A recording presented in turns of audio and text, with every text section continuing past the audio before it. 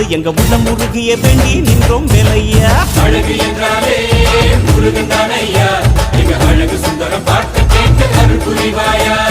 சேவல் கொடியுடன் சிரிக்கும் முருகையா, எங்க வாழ்க்கையில வெற்றி பொங்க தருவாயா.